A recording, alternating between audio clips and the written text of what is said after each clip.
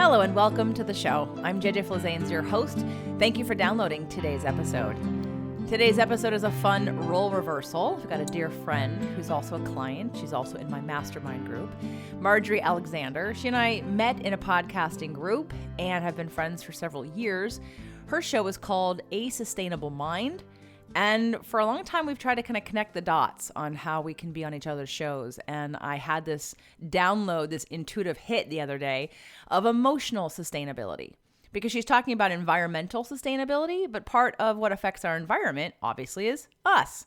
And so I just wanted to share the episode that is going to be airing on her podcast today as well. And we titled it Emotional Sustainability.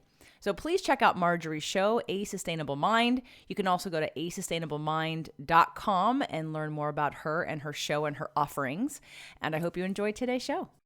JJ Flazanes is an empowerment strategist, the host of several podcasts, including the People's Choice Award nominee, Spirit, Purpose, and Energy. She is the director of Invisible Fitness, a best-selling author of Fit to Love, How to Get Physically, Emotionally, and Spiritually Fit to Attract the Love of Your Life, and the Invisible Fitness Formula, 5 Secrets to Releasing Weight and End Body Shame. And who cares about bios? JJ is a great friend of mine. We've been friends for, I feel like it's going on 5 years now. We actually met at a podcast accountability group, JJ. So I am so excited to be having you on the show. I think probably 4 years ago, we've been trying to figure out a way to, be on each other's shows. And I'm definitely resistant sometimes to having certain people on my show that I feel like, how does this tie into environmental sustainability? But we finally figured it out, or at least I finally figured it out. So JJ, welcome to A Sustainable Mind. Thank you, Marjorie. It's a pleasure to be here, and I'm glad we could finally get the connection. Absolutely. So I'm going to start off like we start off every interview, and that is tell us about how nature, the environment, and sustainability played a role in your childhood growing up. I grew up in Pennsylvania on an acre of land where my father gardened. We grew corn and carrots, and we had peppers and onions and lettuce and rhubarb and green and snap peas, and we had trees, apple trees, peach trees. We grew mint, we grew basil and herbs. And my mother was a stay-at-home mom, and she cooked it. And I grew up playing outside using one of those slides where you put water on. I forget what it's called. Slip and slide. The slip and slide, because I didn't have a pool, but my neighbor had a pool. I spent a lot of time in the dirt, a lot of time running around in the grass, picking pumpkins, sometimes gardening, sometimes climbing trees. Definitely climbed trees. We had a walnut tree and a chestnut tree, and boy, those are prickly. And then raking leaves. I raked leaves as I grew up. So I really grew up having that sort of environment of being outside a lot. And then, of course, when the snow would come, we would go sledding or sled riding. We had one of those old-fashioned toboggan or whatever they're called, toboggan sleds. We'd also go to the high school up the street and take the discs and slide down the hill and that. So I was out in the snow. We'd make snowmen. We'd have snowball fights. So I didn't grow up in a city. I grew up in the rural part of Pennsylvania and then there were cows and horses in the backyard. Our property lines up against a farm, and the farm wasn't booming all the time, but it'd have animals most of the time. And there'd be times we'd climb through the fence on the other side. And I never cow tipped, but we talked about cow tipping. I'd never do it. It's mean. But, but when you're young, you're like, oh, we're going to go check cow tipping. And I, again, didn't do it, but I'd climb in there with the cows and with the horses. And I'd feed the horses the apples that would fall from the trees. I felt like somebody should eat them. We'd feed them to the cows too. So that's, I just grew up in this idea that you're kind of one with the earth and that you're outside, and we take vacations at the beach and just play in the sand all day. And it was your job to be outside. That's what you do. That's amazing. Awesome. Thank you so much for sharing that. I had no idea that you grew up in a more rural environment. I guess it's not something that we've actually talked about ever. I've never asked you about it, but that's fascinating. I had no idea. Thank you for sharing. So what I want to talk to you about today is emotional sustainability. And what I've learned over the last several years is that the work that we do out in the world is absolutely a reflection of who we are inside. And the more that I dive into self-care and getting to know myself better, overcoming the challenges and the traumas of my past helps me be a better activist. It helps me have more important conversations with people out in the world. It just helps me be a better person, a better human being, a better steward of this planet. So you're an empowerment strategist, but you really have a lot to say about emotional sustainability. So where do we start, JJ? Let's dive into this. Well, thinking about sustainability and thinking about some of the people that I hang out with and that I work in a medical clinic with, and how we're looking at health from the idea of sustainability, from gardening and cooking your own food and making your own food and growing your own food, or buying organic, buying local, not having food waste. Same thing with looking at how we treat our bodies in terms of exercise or earthing, using ground therapy to help heal our ailments like inflammation in the body and arthritis. So thinking about, like, where does that all kind of root from, or where do we become activists from when we believe in a cause and we want to make a difference? In my experience with law of attraction, which is a lot of what I teach, it's there are always going to be someone on one side in a step one experience. And a step one experience is where there's contrast, where there's a problem, where there's negative emotion. Step two, if you do any kind of law of attraction work or have a higher power would take care of step two, which is to kind of create what it is that you want to have happen. Step three is where we want to get into alignment with what we want so we can help manifest it, so we can help bring it about. And when I look at like the crossover between the idea of sustainability, I think it's a really powerful emotional tool too, because I do a lot of coaching with people on empowerment. And empowerment simply just means you have power. And all too often, I find in the work I've been doing over the last 20 years as a personal trainer and a life coach, and now as an empowerment strategist, whether it be in a relationship or someone who has depression or anxiety, or is unhappy in their physical body because maybe they want to be healthier, they want to lose weight. There's an idea of victim mentality. When we come at something with an idea that we don't have any control over something, Mm-hmm. that feels bad, always. I don't know any situation where it's not going to feel bad in the case of where you want something and you think you can't have it.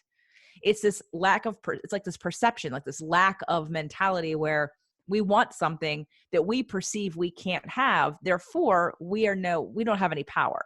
Mm-hmm. And so emotional sustainability is really bringing the power back to ourselves and understanding that. And that's a lot of the teachings of law of attraction, understanding that you have the power all the time, that you're the creator of your own reality, that you can manifest anything that you want as long as you're in alignment with it. The only thing stopping you is you. And while, yes, there is contrast happening all around us and things that we don't like and things that we don't approve of, so to speak, when we put our attention there, we often create more of that because we're in alignment with that. So bringing it back home to like internally and figuring out our own emotions. I believe that one of the reasons why we have an epidemic of suicides and hate crimes and depression and anxiety is because no one's taught to be sustainable in their own emotional space, to Mm-hmm. understand how to process emotion, to understand how to think about emotion, to be an observer, to know the difference of being a victim versus being a persecutor or a rescuer. Having a connection between our spiritual beliefs and the way that we show up in the world. Do I believe that we live once, and do I act from a place of scarcity? Or do I believe we recycle and that the world and the universe will be here long after I'm gone, and that I've been here before and that I'm coming back again, because energy doesn't get created nor destroyed. It just gets recycled. So, again, it's partly a spiritual belief, but it's partly a physics when it comes to law of attraction. But when it comes to our emotions, I think that we're at a time where we're in such chaos on so many levels, and we're Absolutely. wanting to blame somebody, or wanting to tell them it's their fault, that they need to change. But that feels terrible because we have this growing fear that if we don't get them to change, that it won't change. And I think, again, that's coming from a victim mentality, which proves over and over again that we don't make the greatest impact at that level. We make the greatest impact by coming from a place of belief and of knowing and of searching for evidence of what it is we want to see to keep that momentum going and to create more of it. So I want to touch back on this victim mentality, but you mentioned two other words there. One was rescuer, and one was prosecutor. Was that the third word? Persecutor. Persecutor. There's Okay. a well-known body of work called either Cartman's victim triangle, or I think it's called the victim triangle. Okay, I Anyway, and think you're right. Yeah. the three parts of the triangle are victim, persecutor, and rescuer. And the point of the work, and I've done several shows on it on my show, is to understand that when you're on the triangle, which all of us are every day at some point, some people live there and never get off. Hmm. We want to create an awareness to understand when we're feeling victimized. And we all have a starting gate position that we enter in through our family of origin. So in your family, there's usually someone who's the rescuer. So if you, Marjorie, you'd be the rescuer. If you Yes. didn't already know that, right? Yes, I Okay, know. within your mother and father. But at the same time, no matter where you start, we always cycle around, Hmm. because the rescuer at some point in time feels victimized because they feel like they have no power, no control, because they're trying to rescue. Yeah. And at some point becomes the persecutor because they want to blame the person who's not doing the things that make them better or let them off the hook. Right? So like we go around the triangle all the time, but having an awareness about it can help you to understand the things you need to heal within yourself, to look at where you have a lack of trust in the process of the world or of your belief systems, of your spiritual beliefs. And it's a good thing to also recognize, because then when you can be an observer of where you are on the triangle, like let's say you feel like you're in victim mode. When you understand that that is a story you're telling yourself that's actually not true, and that you can actually change the story and get yourself off the triangle, and that you have choice, all of a sudden feel this sense of relief and peace and power and hopefulness that you didn't have before, because you recognize that the story you were telling yourself kept you in victim mentality.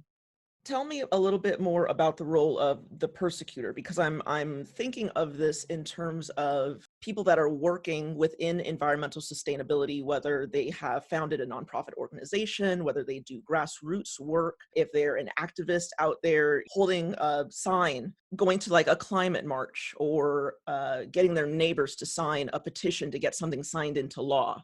I'm trying to figure out what these roles look like when it comes to I don't want to say the fight against climate change, because we never want to be, come at it from towards and away motivation, right? So the victim mentality when it comes to this specific topic, I think would be, well, the world is screwed anyway. What are the changes, the small changes that I can make? What can that possibly do to save the world? Who cares about, what's going to happen 30 years from now? We might not even be here 30 years from now. And the rescuer mentality might look like, I don't know. Put this in perspective for those within the sustainable mind community. What does that look like for us? Well, let me back off the triangle for a second. And because one of the things that, I mean, I'll come back on it, but one of the things that I wanted to talk about in this whole emotional sustainability piece is that when we use the situation, let's say at hand, to feel victimized, to feel the earth is victimized, and then we get angry about it. And then we assume that everybody else feels the same way. And then we get angry about it. And then because they're not acting the same way we are. And then the persecutor role would be to come at them and yell at them and blame them, assuming that they understand things the same way we do, or they feel the same way we do, or they should feel the same way we do, which is going to cause conflict in any relationship. If we want change to happen, we have to be the change first in all ways. And if we're wanting to make change, then conversations have to happen not at the level of emotional upheaval and trauma and being triggered, because I think there's a lot of assuming that goes on in the world in every aspect, not just environmentalism, of course, but in every relationship. People think that if I look at something, it's actually why I got into astrology, because I used to think when I was younger, I would like witness a situation and look around and wonder why everyone else wasn't horrified at the same situation. And then I would just think they were stupid. And at some point I said, they can't all just be stupid. But there has to be something else to this, right? There has to be another reason why I'm looking at this and I have pain, and they're looking at this and seemingly nothing's happening. Right. So I started to dive into astrology to learn how people look at the world. and how they interpret information differently, how the different elements interpret information, the different planetary positions interpret information differently. And that's just one aspect. So when we layer on top of this that not everyone interprets the same situation in the same way, when we want to make change, so I'm gluten free, and you know that, and I've been gluten free since 2008. Now, yes, they're to me, they are spraying our fields with pesticides. They have genetically modified and crossbred them with things like pesticides. Mm. So it has been changed so much that it's unhealthy for most of us. There's no benefit to eating gluten. Now, I'm not trying to convince everyone on this show to not eat gluten, but just know whether it be the poison that was sprayed on it or the way that the actual genetic chain was reconfigured and modified to withstand the weather so that we'd have more crop. All of these poisons that were added into this, they're not good for us. But I decided rather than yelling at the farmers to stop doing it and the government, because in that case, that's not gonna get me anywhere. What I do is I pay more money for people who are making gluten-free things. Mhm. And so since 2008, when there was hardly anything on the market, there is now, I mean, businesses built up around sensitivities and gluten intolerances and products. There's a ton of products everywhere for every dietary choice that you have. And what's happening is that it's because people are using their money and their dollars to vote and to say, this is what I want. I'm willing to pay money for something that I want that is, yes, twice as expensive as what you can buy in the store that's regular, but that's because I care so much about my health. I'm unwilling to take the chance. I don't want it cheaply. I want it in a way that I'm not going to suffer later. Mm. So when you take it from the position of what can I do about it? Where can I spend my energy to create change in without having to try to fight big people, big companies with lots of money? And I'm not saying it's not happening, it's happening. In fact, I saw a graph the other day on Instagram where dairy consumption is like way down. And it was a vegan who was sharing it, but she said something like, bye bye dairy industry. And we're not quite there yet, but it's definitely reduced dramatically here in the United States, at least, because people are now, through education, are aware that most of their food is genetically modified or has pesticides or hormones or antibiotics, especially the dairy. And Mm. then you eat that and you're, having the results of having all that pesticides, the genetically modified corn that they eat, the hormones they get shot with, and the antibiotics. So, and because most of the dairy farmers are owned by the government now, and we don't like that. But rather than yelling at the government, just search out non-dairy options, support the farmers who are doing organic and aren't attached to the government, and we're doing it sustainably.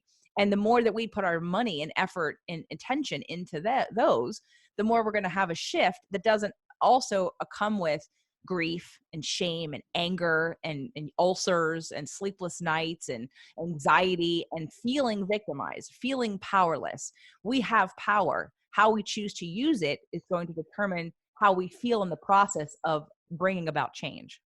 Absolutely. And I am a big proponent of voting with your dollar. Absolutely, absolutely. Support the people that are doing good in this world. And as JJ mentioned, supporting the farmers who are, growing things are organic, or, even your local farmers market where they might not have the money to get certified organic, but you can actually talk to the farmer right there and ask them what their practices are on their particular land. So, um, definitely support, food is something that we all need. We all have to eat, and we are what we eat. So you guys don't need to, I'm preaching to the choir here.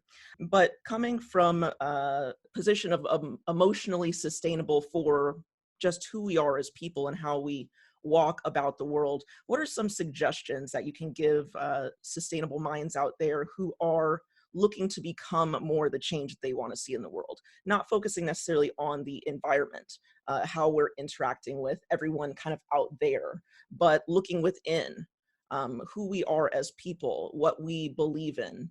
Give us some actions that we can take on a daily basis to step into a more empowered position. Well, again, it starts with our belief system and what it is you believe about life, what you believe about your higher power if you have one. And again, sort of like I said before, on a physics level, energy cannot be created nor destroyed. So what happens to it? Well, in my opinion and knowing, it gets recycled. And this isn't our first time here. So if we can take a step back and let's say you just don't believe that at all, you think this is the only time we're here and that's it. And that's fine. But just for half a second, because no one can actually say for certain 100% everyone's in agreement that either one of those is true, right? Yeah. So if neither one is true, why not try on the idea that there's a greater knowing, there's a greater plan happening that we may not experience in this lifetime, that we're part of it, we help it or hurt it in some ways. But I honestly think it's both, because without contrast, without a problem, we don't create solutions. We weren't going to have the change that's coming without the problem that we've had. More and more in business, in conversations, we're getting mindful, we're getting spiritual. We're talking about law of attraction in terms of physics. We are looking at sustainability on all aspects. Every aspect of life I see is moving more and more into this realm of consciousness where it wasn't before. And I think it's because it's fueled by some of the problems we think we have.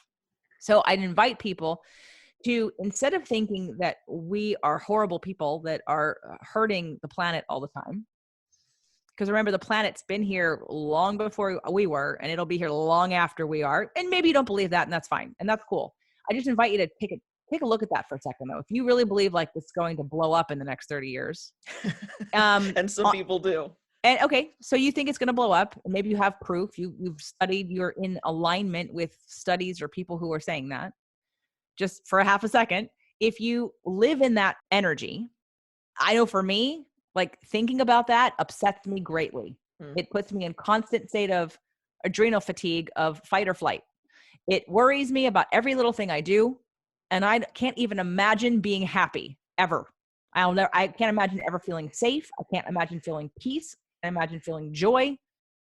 I can't imagine trusting a God or a higher power in that situation. So if that's you and that's your choice, power to you. If you're flexible to try on something different for a minute, consider again that we all thought the world was going to end in 2000 or the Mayan calendar. Didn't the Mayan calendar say 2012 or 2000? I don't know. One of these years, 2012, I think it was. Every few years, someone comes up with some date and we're all waiting around, and I'm just like, I'll just grab some popcorn. And, if it's going to happen, then it's going to be a spectacular show. That was the joke that I used to make in high school back when I was a jaded teenager. But anyway, continue. Yeah. I mean, I'm not here to tell you what to believe. I'm just saying if somebody is unhappy or has lots of anxiety and depression and fear and worry, and you look at, well, why do I have that? Here's where the emotional sustainability comes in. You've created a framework and a belief from which you've given your power away. There's no trust in any higher power. There can't be. How can you trust something greater than you and think that you're completely responsible for every single thing that happens in life, right?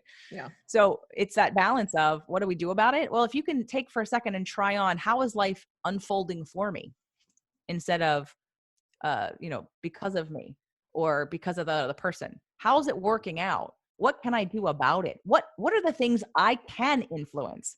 Because when people show up in positive, hopeful, full of love, unconditional love ways, it just emanates such a peace around other people that you actually bring out of them. Let's move to law of attraction for a second. On a physics level, a frequency and vibration, when more people stubbornly hold the position that life is working out for me and that we're full of joy, love, and abundance, and refuse to allow in a lower frequency, we literally create a space where people have to either step up or step away. And the more people that can actually sustain that and decide that, okay, yes, things happen and we're going to deal with it and we're going to make change and we want change. And how do we make change in a way that actually works? How do we become part of that step 3 process to get into alignment with that which we seek, which means we have to be it. So if we want more compassion, if we want more peace, if we want more cooperation, we have to be the ones giving it. And there's a whole line of teachings that I do at events, that I do on my show. Marjorie knows it very well. It's nonviolent communication work, which I'm going to be taking into another level in the next year. And it's really the nonviolent communication movement created by Dr. Marshall Rosenberg, who has since passed, literally, like, this communication style has ended wars. Hmm. Because when we get down to what people actually feel and what their needs are, a lot of the times we're not talking about the same thing, but we create a war or a problem that comes out of us assuming that everybody else thinks they know what we're talking about. Right. Like, let's take the abortion conversation for a second. I'm not going to go down this path, but just know that the two sides are not fighting for the same thing. Hmm. The side that's pro-choice is fighting for a woman's right to choose. And the side that's fighting for pro-life is fighting for a not born human to not be euthanized. Okay, so those are two separate conversations, because but we're fighting as if we're talking about the same thing. And case by case, I remember a story in Nonviolent Communication, the book, and in the CD series, where Dr. Marshall Rosenberg was telling a story about a woman who had taken the course and who had learned the work, and a man was trying to rape her. And he was on top of her, and she at first was probably screaming or crying or, yelling, doing what normal people would do. And then as it continued, she took a step back in her mind, and she noticed how angry he looked and how afraid he looked. And she started asking him questions like, and I don't remember verbatim, but it was something in the realm of like, are you must be feeling really angry and really afraid right now, to be doing something like this. And she just literally asked questions about how he was feeling, and reflected back to him the deeper need that he had to feel powerful, to feel seen and heard, to feel empowered. And he stopped. Wow. So what I'm saying is this emotional sustainability, the reason why I'm on this path to sort of recreate this work in a different way for sort of our new era, is because it has the power to do that. It has the power to, when we actually understand what our own feelings and needs are, and when Hmm. we understand that we can get our needs met most of the time without anyone else having to be different, when we can do that and all of us come from that place, everybody can leave each other alone and not blame each other for how we feel, and all of these misunderstandings and the reasons why we get so upset and the stories we tell ourselves about how someone has control over us. When we can stop those things, we heal people, we stop wars, we make change, we have conversations about making change in a different way, we get people's needs met, we can be creative in the ways that we problem solve things so that everybody wins. Yeah. Because I believe that at the end of the day, if we're having an argument about something, it's a misunderstanding. That not if someone understood something in a different way and really understood what their personal need was and why they're fighting so hard against some idea that someone's trying to force them to do. Again, I have a very strong belief that we're just talking about different things. Someone doesn't feel safe, and the story they're telling themselves is everything has to stay the same in order for me to feel safe, but we can find another way for them to feel safe, then they're more open to make change. Does that make sense? Absolutely. Yes. And when it comes to the environmental conversation, because I love the nonviolent communication exercise at your events. And I've been to 3, 4 at this point. And anyone who is resonating with what JJ is saying, please check out Spirit, Purpose, and Energy. That is JJ's most popular podcast. She's got like a gazillion of them. I mean, literally like 9 of them. But if this particular conversation resonates with you, I invite you to take a look at Spirit, Purpose, and Energy podcast. It's amazing. And even more time, I've actually spent more time at your events than I have spent listening to your episodes, although I do go on binges about every month or so. I listen to 5 or 6 or 7 in a row and enjoy them immensely. What do you have to share with people in terms of how they can get involved with this work that you're doing? Because I think bringing this conversation into the larger global environmental conversation about how we can, I don't want to say save this planet, because that's actually a bunch of BS. We're saving ourselves and we're saving the other species that share this planet with us. Like you said, this planet has been around a long time, and it's going to be around a long time after we're gone. What can we get involved with that you have to offer us if this is something that we strongly identify with and this is work that we want to get more involved with? Well, right now, the best place to find more information, again, that's all very empowering would be, like you said, Spirit, Purpose, and Energy podcast. If anyone's feeling the need to work on themselves a little bit more deeply and get some more information on that, I have a coaching session, starter 2-pack. So if you want information on the starter 2-session package that I do, it's coaching.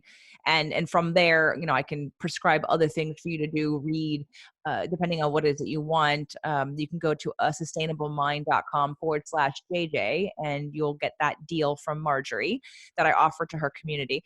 Besides Spirit, Purpose, and Energy, and my coaching package, there's some free gifts, but they're not necessarily in this realm. What I'm about in 2020 is really taking this work to this level. And I've been teaching it now for, I've threatened to rewrite the book. And then I thought, oh, I don't need to write their book. And then I thought about becoming one of their trainers. And then I kind of thought about, but I don't like the way they teach it. I brought people together and I watched all of these friends and family learn. And then they didn't get it like I got it. And I thought, oh, it's in that moment I realized my brain rearranges things the way that I understand them best. And then I have this like epiphany, like, that's amazing. And then I tell other people, and then I watch them again, not receive it the same way. I'm like, oh, okay. This is how I would teach it differently. This is how I would do it differently, because there is still a belief in some of the nonviolent communication that gives a little bit more power away than I'm comfortable with. I believe that if we can see it in ourselves, it makes it easier to see in someone else.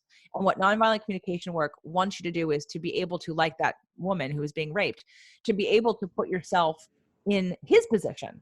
Now, you have to be a pretty resilient, I think, healed person in that moment to be able to bring up enough of peace and calm within yourself to not be defending yourself, right? To get out of that part of your brain that wants to just be in survival, to be able to click in to him and to be able to get out of that situation. So I believe there's a power and a strength that we all individually need for our own lives before we're able to really be empowering deliverers of this information and of this concept. Because I know a lot of people who, if they're supposed to feel your feelings and wonder what your needs are and reflect that back to you, and you're in all way triggered, you're going to feel resentful. Well, why do I got to do that for you? Why can't you do that for me? So Yes, I believe it. absolutely. I think that's why, to me, the sustainable conversation of emotions is critical. If we are not self-sustaining emotionally, if we do not know how to get our own needs met, if we do not know how to stop blaming others for our situation, then we're forever going to be in crisis and conflict. And I think that nobody wants that. People want answers. But again, it's not taught in schools. It's not common language. It's not common knowledge. It is very currently it's in our paradigm to blame others all the time. But does that ever get us anywhere? I don't think it does. Awesome. Thank you so much for sharing all of that. And again, I want people to check out Spirit, Purpose, and Energy if this conversation resonates with you. And even if you're not quite sure, you think that this might be a little much, that might make you a little bit uncomfortable, check it out anyways, because JJ really does get into some very, very practical tips, things that you can bring into your life on a day-to-day basis to help improve your self-esteem, help improve your communication with others, help bring joy and more peace into your life. It's definitely something that we all can benefit from. And go to asustainablemind.com/JJ to check out that great deal that she's offering for the coaching sessions. So I want to get into our 7 sustainable questions right now, which is how I end every show. And I know, JJ, I did not send you these ahead of time, but I'm sure that you're going to have great answers, because I think I know what you would answer to most of these. So I'm excited to hear what you have to say to our community. Can you share one long-standing habit that you believe has significantly improved your life? Asking why of myself. I have always asked, why do I feel that way? Why did I interpret it that way? Why did I react that way? So I've always been curious of my own reaction and feelings to pretty much any situation for as long as I can remember. And what is one new habit that you're cultivating in your life right now? I would say a new habit for me is to really honor my work-life balance. And I have done it over time, but I've transitioned in relationships. And I now have the opportunity to kind of have me time and meditation time and exercise time with my partner. But then also because we're both entrepreneurs, I work longer. Like I work more, and I have less time for things I love doing, like cooking. I can't garden anymore because we've moved until we move again. And I used to love being outside and picking my own herbs and vegetables and making home cooked meals, which I still do, but I do it less. So something that I'm cultivating more, because now that life has shifted, so have my habits, is to really honoring and putting in my schedule. Like I literally for next week put in a nap. Like I outlined the Yeah, time that I'm going to take a nap, because I'm literally working from 6:30 in the morning until 7:30 at night.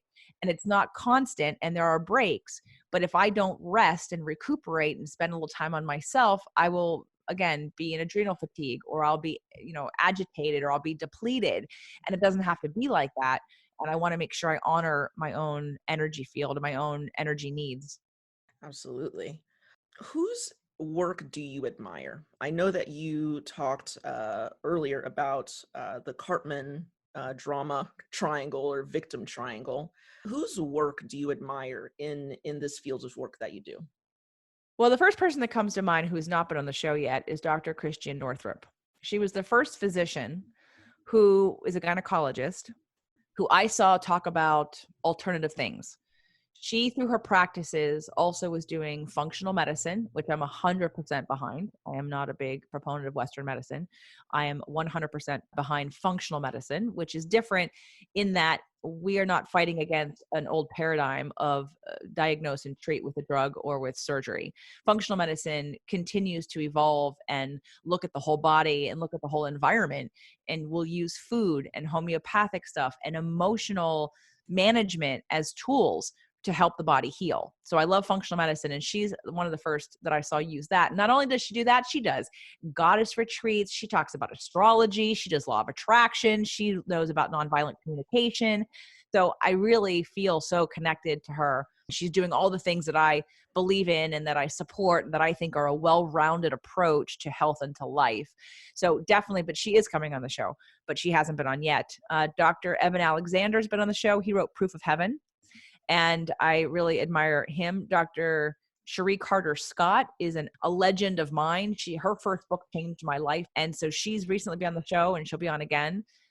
So the work of the three of those people, I've just been. Oh, and Harville Yes. Hendricks, who created imagotherapy. I'm a huge fan. Went to his workshop, have his books, had him on the show twice. I also use his practices in my coaching. So I Hmm. work with people on some of these concepts of imagotherapy and relationship therapy, and even using his tools individually. Like when I did that imago exercise for the very first time in therapy with another person, I came out of there thinking, why the heck doesn't every single person in therapy start here? Not relationship therapy, individual therapy, because it's literally a fast track for understanding your core wounds and how they show up in your life right now. It's powerful work. So I would say those 4 or 5 people are definitely on the top level for me. And I don't want to answer this next question for you. The question is, do you have an internet resource that you find helpful on a regular basis? But I'm going to say, actually, the work that you're talking about, actually, the Imago therapy, I have workbooks, and also nonviolent communication. I have this the feelings and needs chart, which of course it deserves a lot more an explanation before it's actually used, but just to look into the Center for Nonviolent Communication in general, I think is a wonderful online resource. Do you have any other internet resources that you would suggest to people that are interested in learning more about these topics? Well, me. Yes. If you email me, jj@jjflizanes.com, that's JJFLIZANES. If you email me and tell me what you're looking for, I can better direct you. I have the needs and feelings list that Marjorie is referring to. I'm the one that gave it to her, but I also have a podcast episode that I've done on it. It's Yes. episode 118 of the Fit to Love podcast, but it's a more recent podcast that I've redone on another show for like archived episodes. Hmm. Anyway, but I can send you the link to the podcast. You can go find it. It's called Three Steps to Effective Communication, episode 118 on the Fit to Love podcast. It's a blue icon. And then if you go to fittolove.tv, that's my Fit to Love website, fit with the number 2, love.tv, and you can download the worksheet. However, if you just email me, I'll send it to you and it's faster. Cool. And I will have literally every single thing that JJ has mentioned so far in the show notes for this episode, including her email address and links to these podcasts that she's been mentioning. What book would you recommend to sustainable minds out there that are hoping to shift their mindset to become the change that they want to see in the world? If Life is a Game, These Are the Rules by Dr. Sheree Carter Scott. That's number one. If Life is a Game, These Are the Rules. Dr. Sheree Carter Scott. The next book I would recommend is what we've been talking about, the nonviolent communication, but I would actually recommend it on audio. Okay. That's a good tip. I've not listened to it. Okay. So as you all can see, JJ is absolutely a wealth of information. And like I said at the beginning, taking care of myself in terms of self-care, in terms of emotional sustainability, meditating, which is something that I've really grown a lot in just these last few months. It's really helped me kind of get a hold on where my life is currently as I'm expanding very quickly, both in my business and my personal life. She's an amazing coach. So definitely check JJ out at jjflizanes.com. And of course, all of these resources, links, books, all of that will be accessible in the show notes for this episode. JJ, do you have any final words or parting pieces of guidance to give sustainable minds out there? Well, if you really believe that you can be the change you want to see in the world, then the good news is the only person you have to start with is you. And if you're noticing in your life that you're attracting things you don't want or circumstances and situations that aren't pleasing to you, then there's a lot of work that we can do. And I don't mean with me, I just mean in general. And so I know and believe, I know because of my own life and my own life path and what I've been able to attract and manifest and shift and heal and change, that actually does work. That when you become what it is you want to see, you inspire others around you to step up and do the same. And I offer a free 30-day manifestation challenge a couple times a year for free. I think the next free one's not till April, but you can go ahead and check it out at jjflizanes.com if it interests you. But I would recommend listening to Spirit, Purpose, and Energy first, just to see if you like the vibe and the teachings and me, of course, because I don't want you to join if you don't like me, because I'm the one running it. And that's okay. You don't have to love me or even like me. But if you are attracted to what I'm talking about and you want to be held accountable to practice, out to be at a frequency of freedom and love and joy and compassion more, and you need accountability to do that so you don't get sucked into the drama of the news and of the conversation at hand around all of us, which again is necessary. It's necessary to bring about what it is we want to change, but that's not the frequency at which change happens. Mm-hmm. That the frequency of the problem is a lower frequency than the solution, which is a higher, better feeling place, which leads us into action, inspired action, and inspires others around us to join us. So I would say come over to jjflizanes.com and see if there's a free gift. I have a bunch of them that resonates with you. And remember that to be the change you want to see in the world, it all starts inside. It's an inside job. And there are plenty of tools, resources, and support for you to be the best you, to make the biggest difference, both for you, your family, and the planet. And that you can do it joyfully, successfully, abundantly, and in a supportive community. Thank you so much for joining us today, JJ. Thanks for having me, Marjorie. I'm Marjorie Alexander, and I'm the host of A Sustainable Mind podcast, where I interview environmental change makers around the world. Marjorie, what inspired you to start your show? Other than I needed a thesis project for my master's degree, really what inspired me to start this podcast was that I was an avid podcast listener, and there were very, very, very few shows that were environmentally related. And all of the shows that were out there were either not being recorded yet, they had really poor production quality, and so they just were not easy to listen to, or they were news focused and came from basically a doom and gloom perspective. And I did not find that was very helpful for me, and that was not very constructive to the change that I want to see in the world. So I invite everyone to go check out A Sustainable Mind podcast by Marjorie Alexander. And if you want to check out more about Marjorie, go to asustainablemind.com to learn more about her mission and her podcast and check it out.